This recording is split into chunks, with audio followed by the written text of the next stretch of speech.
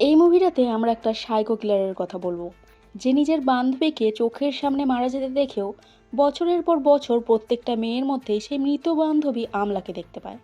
তারপর আবার নিজে নিজেই কল্পনা করে হিংসে করে প্রত্যেকটা মেয়েকে মেরে ফেলে। মার্ডার করার পর চালাকি করে পুলিশের হাত থেকে পালিয়ে বেঁচে যায় প্রত্যেকবার। কথা বলছি 2023 সালে রিলিজ হওয়া একটি মালায়ালাম সাসপেন্স থ্রিলার ড্রামা মুভির নাম আমলা।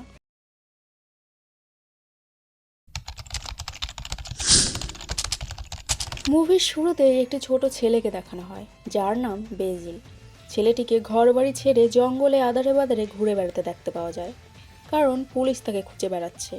তার নিষ্পাপ মুখ দেখে যতটা সহজ সরল মনে হচ্ছে, আসলে ছেলেটা ততটাও সহজ সরল নয়। সে একজন সিরিয়াল কিলার।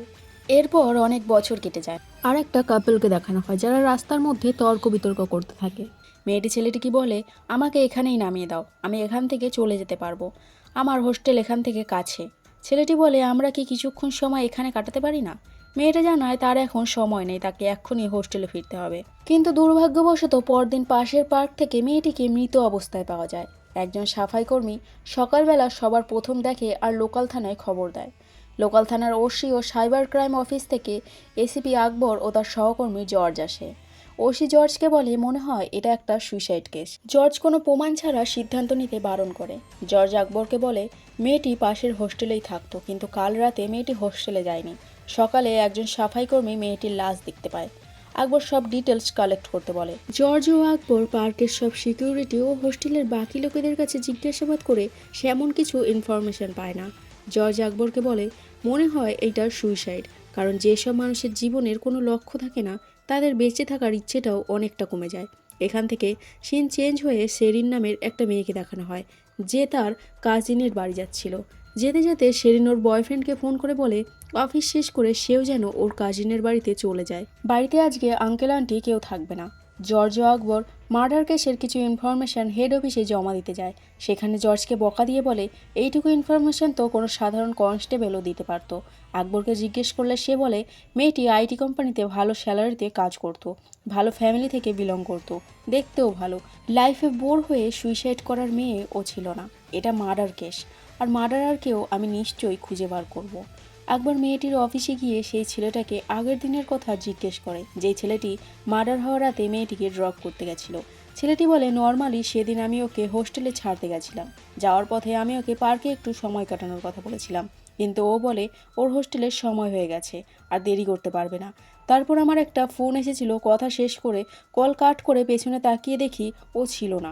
জর্জ ছেলেটার কথা শুনে আকবরকে বলে, ও মিথ্যে বলছে। আকবর বলে, না, ওর ফ্ল্যাট করতে পারে, কিন্তু খুন করার মতো সাহস ওর মধ্যে নেই। দুজনে এটা নিয়ে আলোচনা করছিল, ঠিক তখনই জর্জের কাছে আর একটা মার্ডার কেসের কল আসে। আকবর টিম নিয়ে সেখানে পৌঁছায়। চারিদিক ভালো করে দেখে বুঝতে পারে এখানে একজন মহিলাও থাকে, কিন্তু তাকে দেখতে না পাওয়ায় আকবর খুঁজতে থাকে। খুঁজতে খুঁজতে গাছের সাথে একটা দড়ি বাঁধা দেখে দড়িটা কাটতেই দেখে কেউ মেয়েটিকে বস্তায় ভরে রান্নাঘরের সিলিংয়ে ঝুলিয়ে রেখেছে। সে তখনও বেঁচে ছিল, তাই হসপিটালে অ্যাডমিট করে। একটু হোশ আসতেই জর্জ মেয়েটিকে জিজ্ঞেস করে কি হয়েছিল, কিন্তু মেয়েটি সেমন কিছুই বলতে পারে না। এখান থেকে সিন চেঞ্জ হয়ে আরেকটি মেয়েকে দেখানো হয়, যে স্কুল থেকে বাড়ি ফিরছিল। মেয়েটি বোবা, এর নাম আম্মু। এটাই ছিল শেরিনের কাজিন। শেরিন এখানেই আসতে চলেছে। শেরিন পৌঁছে আম্মুকে হাক করে, কিন্তু ক্যাব ড্রাইভার অদ্ভুতভাবে আম্মুকে দেখে আর মনে মনে অন্য একটা বাচ্চা মেয়েকে কল্পনা করে। জর্জ ও আকবরকে কেসের ব্যাপারে জানার জন্য অফিসে ডাকা হয়।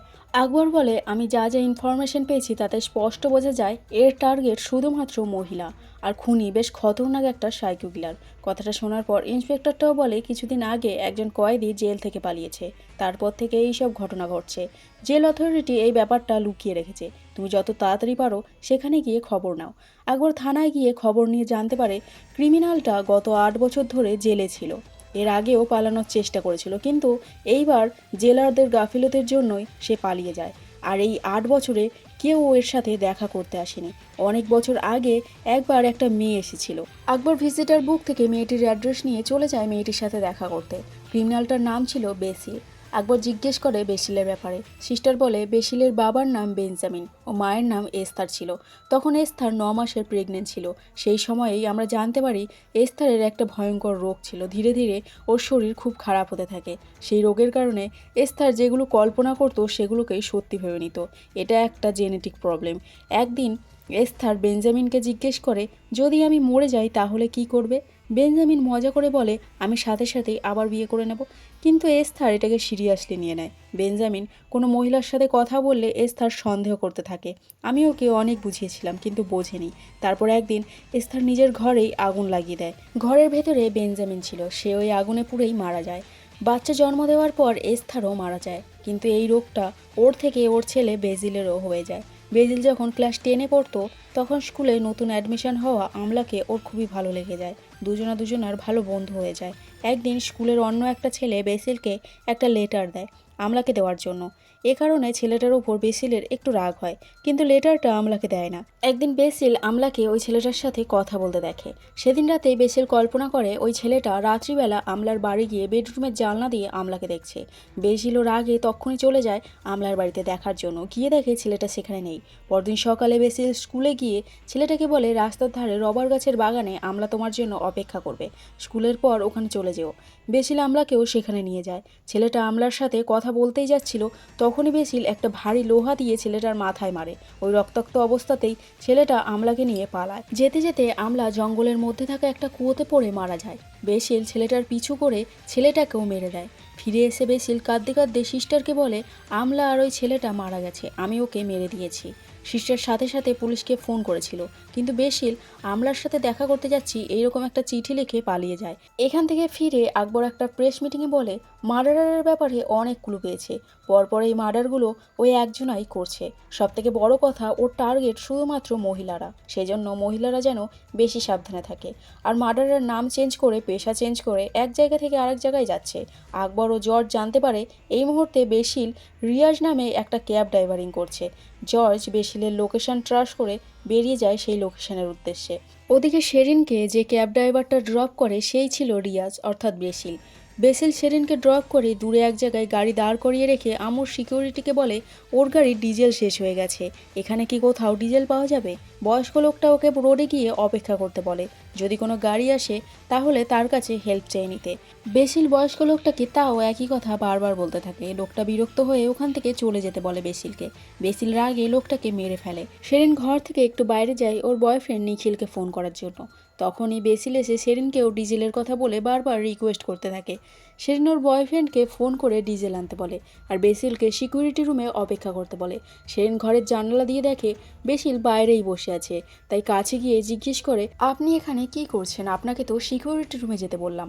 বেসিল আবার ডিজেলের কথা বলে, পাগলের মতো বারবার একই কথা বলতেই থাকে। হঠাৎ শেরিনকে পেছন ফিরতে বলে। ভয়ে শেরিনের ফোনটা নিচে পড়ে যায়। বেসিল শেরিনকে গলা টিপে নৃশংসভাবে মেরে ফেলে। ওদিকে আকবর ট্রাভেল কোম্পানিতে গিয়ে জানতে পারে রিয়াজ একটা মেয়েকে প্লান্টেশন বাংলোতে ভাড়া নিয়ে গেছে। এদিকে আম্মু দেখে অনেকক্ষণ হয়ে গেছে কিন্তু শেরিন এখনও ভেতরে আসেনি, তাই দেখার জন্য বাইরে যায়। কিন্তু বেসিলকে দেখে ভয়ে ভেতরে ঢুকে দরজা বন্ধ করে দেয়। বেসিল বারবার মেয়েটিকে আমলা আমলা করে ডাকে, দরজা খুলতে বলে। মেয়েটি ভয়ে ঘরের সব দরজা জানলা বন্ধ করে দেয়, লাইট বন্ধ করে ঘরের ভেতর অন্ধকার করে দেয়। বেসিল দরজা ভাঙার চেষ্টা করে, তখনই অন্য দরজা দিয়ে বেরিয়ে মেয়েটি স্কুটি নিয়ে পালানোর চেষ্টা করে, কিন্তু কিছুটা দূরে গিয়ে একটা পাথরে আটকে পড়ে যায়। দৌড়ে পালাতে গিয়ে কিছুটা দূরে গিয়ে শেরিনের ডেড বডিতে হোঁচট খেয়ে পড়ে যায়। তখনই সেখানে বেসিল চলে আসে। আম্মু চালাকি করে একটা ইট দিয়ে বেসিলের মাথায় মেরে আবার ঘরের ভেতরে পালিয়ে যায়। বেসিল মুখ ধুয়ে সিকিউরিটি রুমে গিয়ে সিকিউরিটির ড্রেস পরে আবার ঘরের সামনে এসে মেয়েটাকে খোঁজে। তখনই সেখানে শেরিনের বয়ফ্রেন্ড নিখিল আসে। বেসিল এসে বলে ঘরে কেউ নেই, শেরিন এসেছিল কিন্তু চলে গেছে। নিখিল ফোন করে কিন্তু ফোন লাগে না। আম্মু বাথরুমে বসে কাঁদছিল। নিখিল কিছুটা দূরে গিয়ে শেরিনকে আবার ফোন করে। পড়ে থাকা স্কুটি দেখে আবার ফিরে এসে বেসিলকে জিজ্ঞেস করে ওখানে যে স্কুটিটা পড়ে আছে সেটা কার। বেসিল বলে এটা হয়তো কোনো চোরের কাজ, আপনি দাঁড়ান, আমি একটা রাউন্ড মেরে চেক করে আসি। নিখিল তখনই ঘরের ভেতর থেকে আওয়াজ পায়। নিখিল বারবার সেরিনকে ডাকে আর দরজা নক করতে থাকে, কিন্তু দরজা কেউ খোলে না। বেসিল সেখানে তখনই চলে আসে আর নিখিলকে চলে যেতে বলে। বারবার চলে যেতে বললেও যখন নিখিল যায় না, তখন বেসিল পেছন থেকে নিখিলকে চাকু মেরে দেয়। দুজনের মধ্যে কিছুক্ষণ হাতাহাতি হয়। বেসিল নিখিলের গলায় চাকু ঢুকিয়ে দেয় আর নিখিল সেখানেই মারা যায়। ভেতর থেকে আম্মু নিখিলকে দেখে ভেবেছিল হয়তো এইবার বেঁচে যাবে, কিন্তু নিখিলকে খুন হতে দেখে আম্মু আরও ভেঙে পড়ে ভয়ে।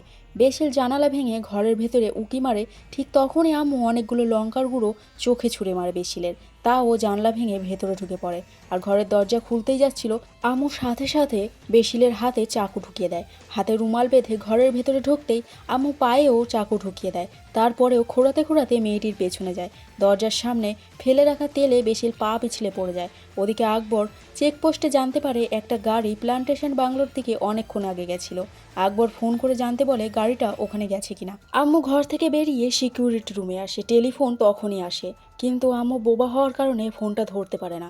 আম্মু ওর মাকে ফোন করছিল, তখনই ঘরের বাইরে বেসিলের ছায়া দেখে আবার পালায়। বেসিলও পেছন পেছন গিয়ে বলে, আমলা তুমি আমাকে দেখে ভয় কেন পাচ্ছ? তুমি আমাকে দেখে পালাচ্ছ কেন? তুমি কি আমাকে ভরসা করতে পারছো না?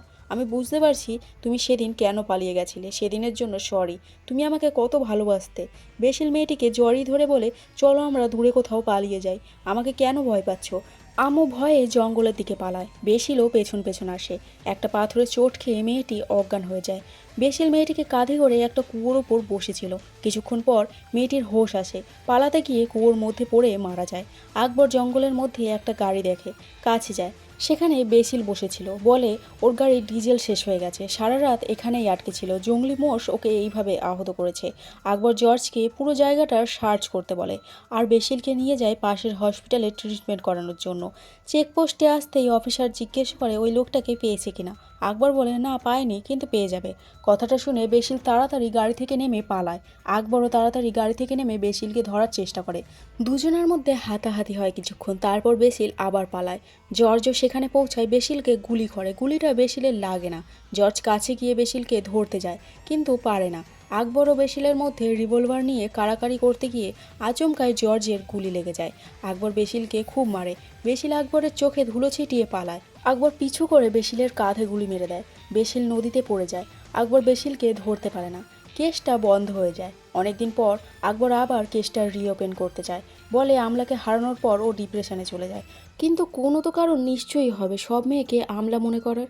ও মারা যায়নি, আমি শিওর, কারণ আমি ওর কাঁধে গুলি মেরেছিলাম জীবিত অ্যারেস্ট করার জন্য। এই কেসে নতুন ইনভেস্টিগেশন শিবা নামের একজন এসিপি আসে, যে কেসটা পড়ার পর সেখান থেকেই শুরু করতে চায় যেখানে আকবর বেসিলকে হারিয়েছিল। একটা অন্য জায়গায় একটা জল সাপ্লাইয়ের লোক জল নিয়ে একটা বাড়িতে যায়। এই লোকটাই ছিল বেসিল। সে বাড়ির মেয়েটিকে আবার আমলা বলে ডাকে। এই মুভিটা তো এখানেই শেষ হয়ে যায়, কিন্তু হয়তো এর সেকেন্ড পার্ট তাড়াতাড়ি রিলিজ হতে চলেছে।